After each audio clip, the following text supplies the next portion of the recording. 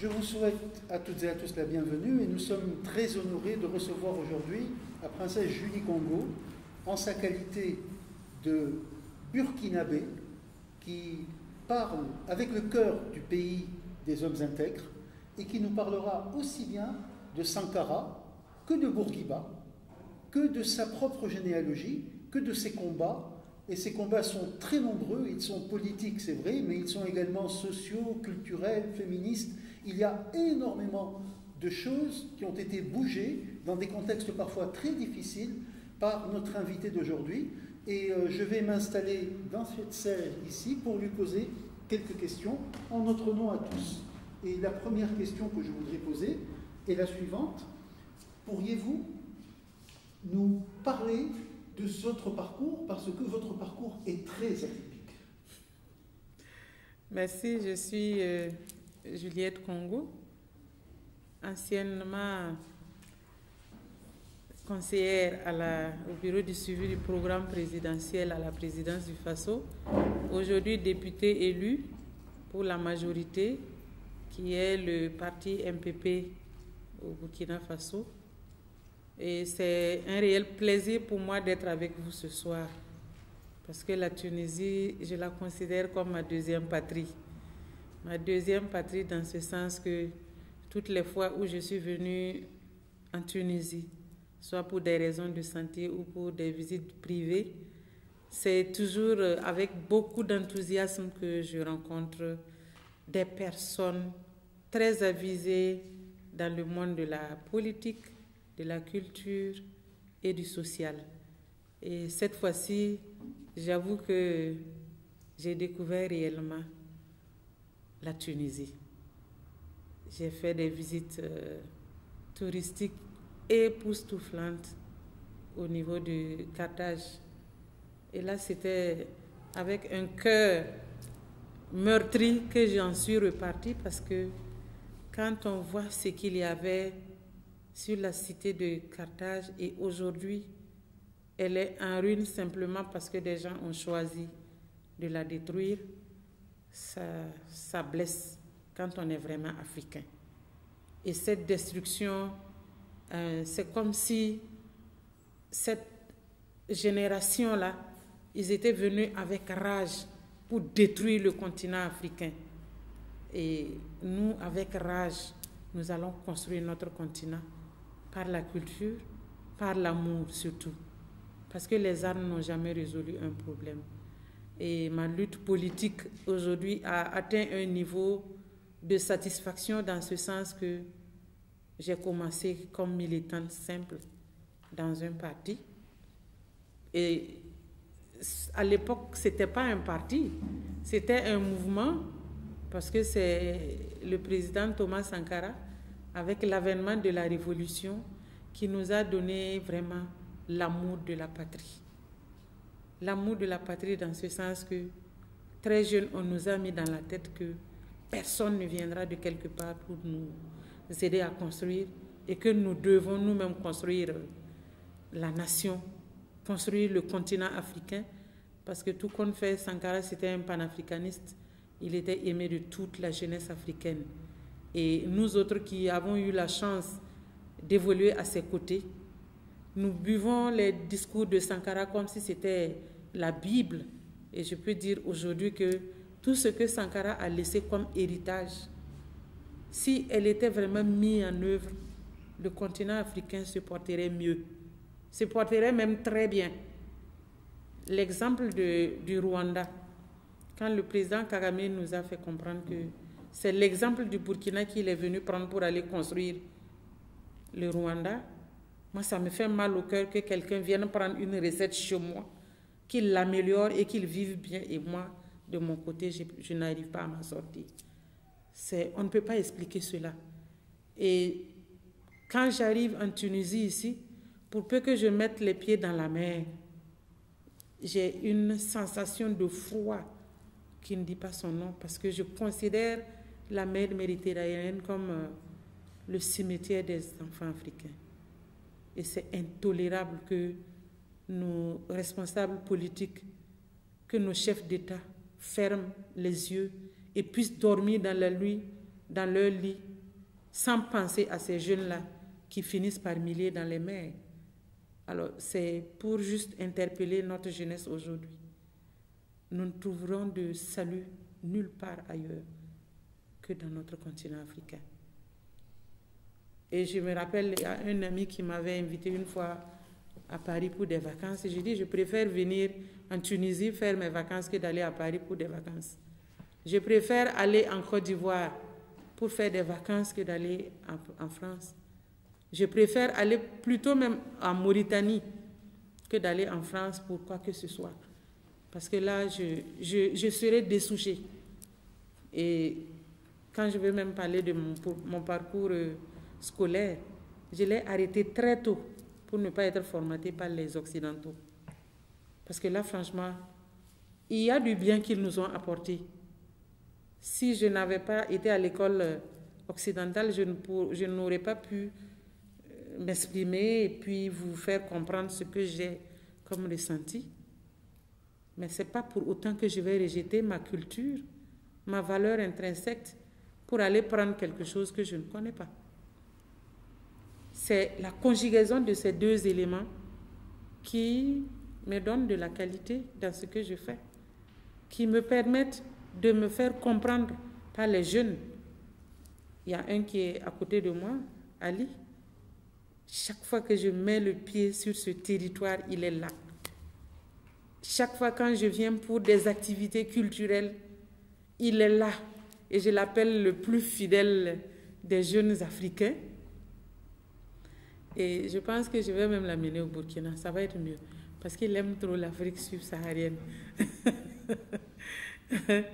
Alors, pour le combat culturel, c'est mon quotidien en fait. C'est mon quotidien parce que je ne peux pas imaginer aujourd'hui que quelqu'un vienne me dire que ce que mes ancêtres avaient comme valeur, c'est de la sorcellerie et je vais accepter ça. Non. Ce sont des valeurs qui étaient fondamentales à la vie des Africains. Moi, ma famille est sur le trône du royaume de Lubritanga. Ça fait plus de 10 siècles. C'était une organisation impeccable. Et je pense même que les Occidentaux sont venus un peu copier le modèle de gouvernance de nos royaumes pour aller faire la leur. Ils ont copié nos modèles de médiation pour aller faire les médiateurs. Et si je peux me permettre, je vous raconte un peu l'histoire de la première médiatrice du royaume Mouaga, qui est la Wemba Poko. La Wemba Poko, c'est la Benjamin du Mogo Naba Oubri. Au soir de sa vie, il s'est dit, bon, quand je ne serai pas là, qu'adviendra-t-il de la vie de ma petite fille? Je vais lui donner des responsabilités, ce qui va permettre qu'elle soit influente et ce qui va permettre que personne ne puisse lui causer du tort. Et c'est comme ça que son père, le Naba Oubri, lui a donné la responsabilité de la médiation dans le royaume. Quand elle tranche une situation, personne ne revient là-dessus. Et c'est comme ça qu'on arrivait à gérer tout ce qu'il y avait comme conflit, que ce soit un conflit de famille, que ce soit un conflit inter-village. On arrivait à nous en sortir parce que cette dame-là, elle a su gérer cette responsabilité et avec beaucoup de courage. Et aujourd'hui, tous les descendants de cette princesse, c'est eux qui règnent aujourd'hui encore sur la section médiation dans le royaume de Lubritanga. Et quand vous arrivez à Ouagadougou, vous dites le quartier Wemtenga, le chef de Wemtenga, c'est lui le chef qui a remplacé la Wemba Poko aujourd'hui sur ce trône-là. Et c'est comme ça que la responsabilité de la femme, sans être occultée, avait une très grande importance. Et le rôle de la femme dans la gestion de nos communautés était sans équivoque. Quand tu dois prendre une responsabilité, par exemple, dans nos communautés, si tu n'es pas marié, on ne te responsabilise pas. Et quand un roi vient à rejoindre les ancêtres, c'est une femme qui gère la régence avant qu'on ne prenne le prince héritier pour mettre sur le trône et faire de lui un roi. Et dans la gestion interne des us et coutumes chez nous, ce sont les femmes qui sont les premières responsables de cette gestion-là. Et quand les femmes disent non par rapport à un rituel, vous avez intérêt seulement à ne pas le faire. Parce que si vous le faites, celui qui a osé dire on fait, il va aller répondre devant les ancêtres. Et c'est comme ça que les choses se passaient très bien dans nos communautés. La femme, sachant son rôle sociétal, jouait très bien son rôle. Et l'homme également jouait très bien son rôle. Et c'est cette harmonie-là qui a pu durer des siècles et des siècles. Maintenant que les gens viennent nous dire que cette harmonie n'est pas bien, qu'elle est satanique, ben allez-y comprendre. Et on fait un lavage de cerveau aux Africains. On les dit qu'ils sont noirs. Mais le noir signifie quoi? Ce qui n'est pas bien, ce qui est satanique. Et on vous met dans la tête que vous êtes noir. Du coup, on vous ramène en arrière par rapport à toute votre valeur humaine. Et quand on dit, ah, les noirs, ils ne sont pas intelligents. Mais toutes les découvertes scientifiques dans ce monde, ça vient des noirs. Allez-y chercher dans les archives, vous allez trouver que même la réfrigération, la lumière et tout ça, c'est des noirs. Mais comme c'était des esclaves, le nom qui est porté sur les découvertes, c'est quoi? Ce sont leurs maîtres. Mais c'est eux qui ont découvert. Et le jour où je suis allée faire une formation à l'université de Ouida, j'avoue que quand je croise les Occidentaux dans la rue, j'ai envie de les casser la gueule. Mais je ne le fais pas parce que je suis une personne civilisée. Quand bien même on nous traite de sauvages, on est civilisé. On a notre civilisation à nous, le respect de la personne humaine. Quand quelqu'un respecte son prochain, c'est de la civilisation. Mais qu'est-ce qu'ils sont venus nous apprendre? À enterrer nos valeurs culturelles, à épouser la leur, et nous n'allons jamais comprendre ce qu'ils ont comme valeur culturelle. Nous n'allons jamais le comprendre. Ils ne vont jamais nous expliquer jusqu'au tréfonds de leur vérité ce que ça veut dire telle ou telle chose. Et pendant ce temps, nous jetons pour nous, nous brûlons nos amulettes, nous brûlons nos sanctuaires, soi-disant pour aller être chrétiens, musulmans ou je ne sais pas quoi, au détriment de nous, nos propres valeurs. Aujourd'hui, on est à la croisée des chemins. On n'est pas des Occidentaux, encore moins des Africains. Parce que ce que nous avons abandonné, comment allons-nous redécouvrir cela? Ce que nous sommes allés épouser, nous n'allons jamais même connaître un tiers de ça. Et aujourd'hui, nous sommes au milieu des êtres hybrides, ne sachant pas où aller. Et à la limite, on nous rend animal entre nous parce qu'il y a des situations où nous entretuons pour qu'eux ils puissent marcher sur le cadavre de nos enfants pour s'enrichir. Quand je pense à la RDC, tout ce qu'il y a comme richesse, mais c'est une... Je n'arrive même pas à trouver un mot pour qualifier ce qui se passe à Goma, ce qui se passe dans les villes africaines. À la limite, nous sommes des gens qui ne savons pas ce que nous voulons. Tout ce qui enrichit aujourd'hui l'Occident vient de l'Afrique. Mais pourquoi nous ne prenons pas notre responsabilité pour arrêter cela? Parce que simplement, certains dirigeants, je ne dis pas tous, certains dirigeants sont des pantins au compte de l'Occident. Et c'est ça qui fait qu'aujourd'hui, nous n'avons pas la possibilité d'éduquer nos enfants comme il faut. On est venu nous inculquer une histoire de polygamie. Mais l'Africain est d'essence polygame, pas monogame. Tu prends une femme, un enfant, point. Mais nous étions habitués à avoir des papas qui ont 37 femmes, 19 femmes, 20 femmes. Et la vie était belle. Moi, je suis un pur produit de ça. Mon papa en avait 19. Quand tu arrives dans la cour royale, tu ne sais même pas, cet enfant est l'enfant de qui? C'est l'enfant de la communauté. À la limite même, on se demandait si ce n'est pas une seule femme qui a mis tous ses enfants au monde. Parce que les enfants étaient bien éduqués. Dès lors où un enfant déconne, une maman qui ne sait même pas d'où vient l'enfant, attrape l'enfant dans le village, le corrige proprement. Et quand tu arrives à la maison, tu as intérêt à ce qu'on ne sache pas qu'on t'a frappé dehors. Parce que sinon, le même rituel va commencer à la maison. Dès lors où les mamans savent qu'on t'a frappé dehors, on ne cherche pas à savoir qu'est-ce qui s'est passé. Ton bon quart d'heure, on te chicote d'abord et après on te demande pourquoi tu as pleuré dehors. Alors, c'est pour dire que la vie africaine à cette époque était la meilleure. Et je suis très fière, moi, d'avoir eu la chance d'être éduquée dans cette dynamique.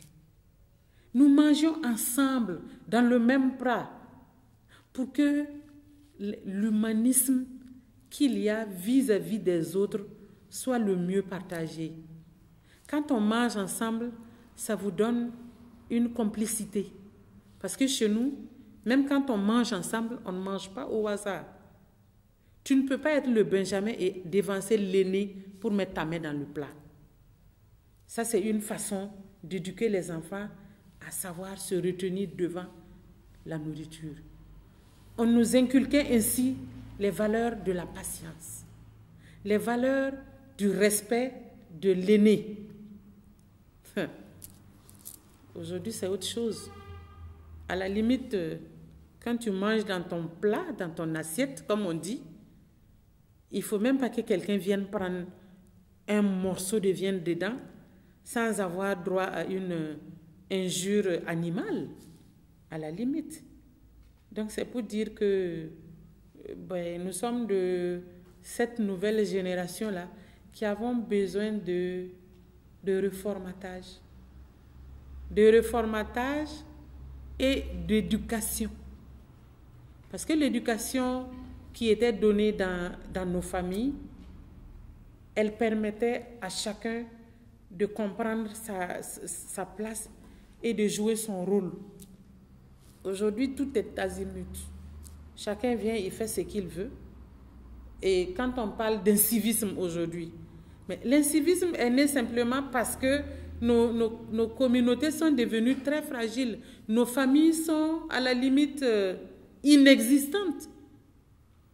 Et le scandale que je vis aujourd'hui, c'est quand on parle d'homosexualité. Mais c'est contre nature. Quand vous voulez aller contre la nature, mais qu'est-ce que vous allez gagner comme bénéfice dans une histoire de contre-nature? Et ils sont en train de vouloir voter des lois pour que les homosexuels aient des enfants, adoptent des enfants. Mais si vous ne voulez pas faire des enfants, n'adoptez pas les enfants, c'est quelle éducation vous allez donner à ces enfants-là? Parce que moi, ce petit Macron-là, franchement, si j'avais la possibilité de me trouver en face de lui, il m'a échappé quand il est venu au Burkina parce que c'était les étudiants qui étaient invités. Nous autres, nous étions des spectateurs. Mais j'aurais dit 2 mots à ce président parce que cette manière de faire n'est pas bien pour la survie de l'humanité. Non, c'est pas bon pour l'humanité. Et toujours allant dans le sens de la culture, bon, quand j'ai vu que tout allait dans tous les sens, je me suis responsabilisée moi-même à créer un musée privé qui s'intitule Musée de la femme de Kolgongessé. Kolgongessé, ça veut dire simplement approcher, voir. Et quand j'ai créé ce musée, qui avait beaucoup plus de valeur matérielle, est devenu aujourd'hui un musée qui a une grande audition parce que les étudiants viennent de partout. J'ai reçu plus de 19 pays où des étudiants sont venus juste pour voir ce qu'il y a dans ce musée-là. Parce qu'on a tellement parlé de ce musée que, et comme je fais également les conférences au niveau international avec les jeunes surtout, Chacun dit, ah, si j'ai la possibilité, je vais venir. S'ils ne peuvent pas venir, je les rejoins. Et c'est comme ça que dans certaines zones, l'amour du continent africain est en train de renaître. Ça renaît parce que quand on ne donne pas la vraie version de l'histoire d'un pays ou d'un continent à ses ressortissants, si tu ne connais pas la valeur de quelque chose, tu ne peux pas valoriser cette chose. Et à travers le musée, j'ai initié une école traditionnelle. Et cette école traditionnelle, quand tu n'as pas 15 ans, tu ne peux pas y venir. Parce que c'est l'âge de la puberté, l'âge où l'enfant veut des repères, l'âge où l'enfant se forge pour être soit un homme ou une femme. Et à ce moment, quand il a une bonne éducation, un bon repère, il peut construire sa vie sur ce repère-là. Et je reviens peut-être un peu en arrière pour vous dire que à l'époque de mes grands-parents, il y avait cette école-là qu'on appelait Kyogo. Le Kyogo, c'est, pour donner une traduction littérale, ça veut dire simplement le camp d'initiation. Et c'est dans ce camp d'initiation qu'on formait la jeune fille à sa future vie d'épouse, de responsable d'une famille, d'accompagnatrice de son époux dans son foyer et de responsable de gestion des us et coutumes dans la communauté de son époux. C'est une grande formation qui se fait là. Et quand tu sors de cette école, tu ne peux être autrement que moi. Voilà. Et cette chance que j'ai eue d'avoir eu cette formation m'a permis aujourd'hui de créer parallèlement à l'école formelle ce centre-là qui s'occupe de la formation des jeunes filles et des jeunes gens. Alors, c'est pour dire simplement que nous avons la possibilité de refaire nos familles, de refaire la vie de nos communautés. Ça va prendre du temps peut-être, mais ça va venir. Parce que j'ai foi en ça, dans la mesure où chaque fois que j'ai eu la possibilité de parler avec des jeunes, je sens ce besoin-là.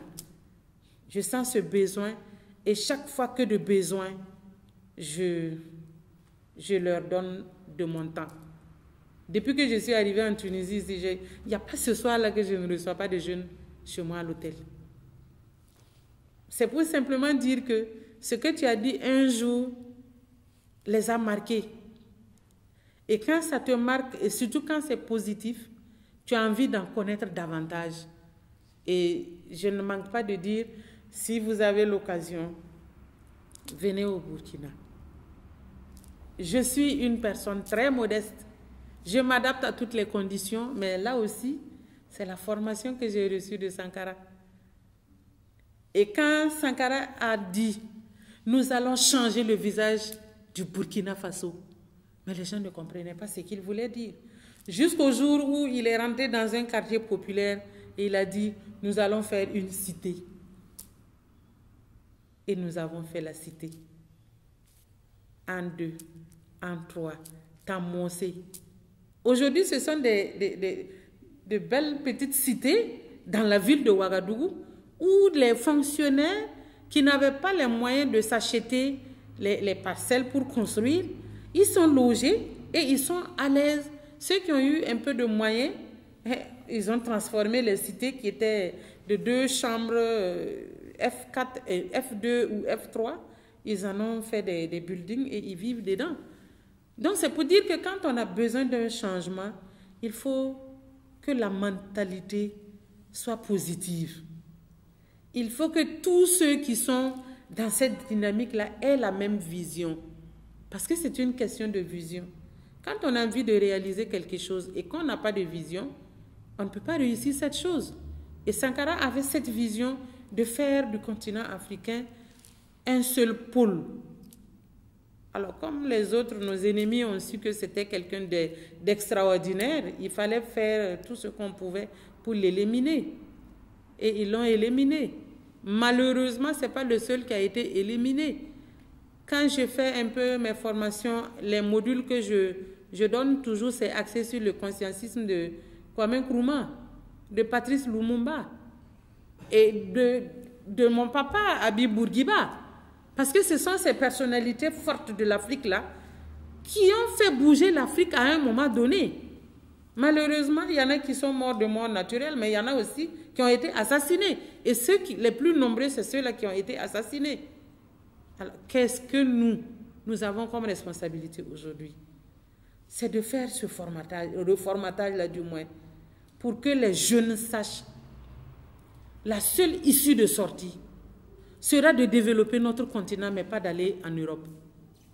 Quand je vois aujourd'hui des intellectuels qui ont été très bien formés ici, qui sont allés pour des études et qui sont restés en France, mais c'est choquant. C'est choquant. Et quand tu vois des jeunes pleins de vie chercher seulement à traverser la mer à tout prix, qu'est-ce qu'il y a là-bas? Peut-être c'est les richesses ils sont venus prendre ici, que nos enfants sont en train de courir pour chercher. Mais ils n'arrivent pas. La plupart sont enterrés dans le repas des requins. Qu'est-ce qu'on doit faire? Qu'est-ce que nous devons faire? Ce sont nos politiciens qui sont interpellés. Ils ont la responsabilité de permettre à nos enfants de bien vivre et de vieillir comme nous. Je ne suis pas vieille. Alors donc, c'est passionnant, mais j'ai l'impression seulement qu'il y a un déclic qu'il faut pour que nos enfants comprennent qu'il n'y a rien là-bas. Et je vous assure que j'ai dit ça dans une de mes conférences en 2004, la prochaine migration, ça sera de l'Europe vers l'Afrique. Et ça, ce n'est même pas un devin qui va le dire, c'est déjà là. Et ce qu'ils sont en train de faire, ils sont en train de s'approprier nos terres. Je pense que dans cette dynamique-là, nos dirigeants aussi doivent comprendre qu'il faut protéger nos terres. Il ne faut plus vendre la terre africaine à n'importe qui. Il faut peut-être faire des locations et pas des ventes. Quand je vois des Chinois venir prendre 200 hectares, 300 hectares au Burkina, ça me choque. Alors, qu'est-ce qu'ils vont venir faire après? Ils vont nous envahir. Les Occidentaux, c'est comme ça qu'ils ont fait pour envahir l'Afrique. Ils sont venus avec leur Bible. Aujourd'hui, c'est nous qui avons les Bibles et eux, ils ont nos terres, comme dirait quelqu'un. Et quand vous allez dans les milieux où il y a les terres sont encore très fertiles, c'est eux qui sont là. Et vous êtes devenus des ouvriers. Arrêtons ça. C'est de ça qu'il s'agit. Voilà.